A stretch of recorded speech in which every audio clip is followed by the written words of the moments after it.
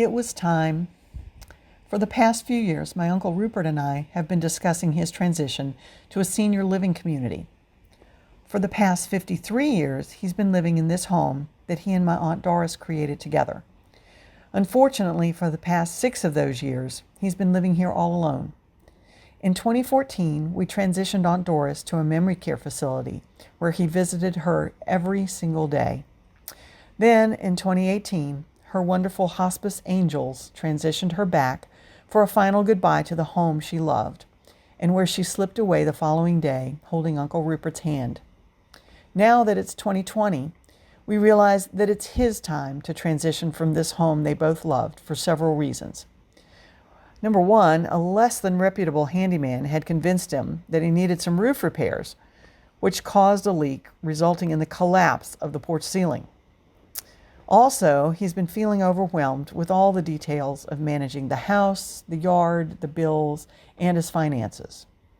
And finally, he's had several falls, fortunately not while mowing the steep hill in the backyard, but they resulted in several trips to the ER. So it really was time. But what a time to transition, since we happen to be in the middle of a pandemic, and most of the senior living communities are in virtual lockdown. So with some trepidation, we took a deep breath and signed the papers for him to move on July 10th, knowing that he would immediately go into a 14-day COVID confinement, or Corona jail, as I called it. In addition, we knew that in the middle of this COVID confinement was his 93rd birthday. He called it just another day. However, we wanted to make it special, so my sister Denise and I came up with a Corona drive-by birthday party idea to celebrate, at a cautious social distance, of course. We checked with the community director, and she was thrilled with the idea of a parade. We sent the word out to Uncle Rupert's family and friends, and they came.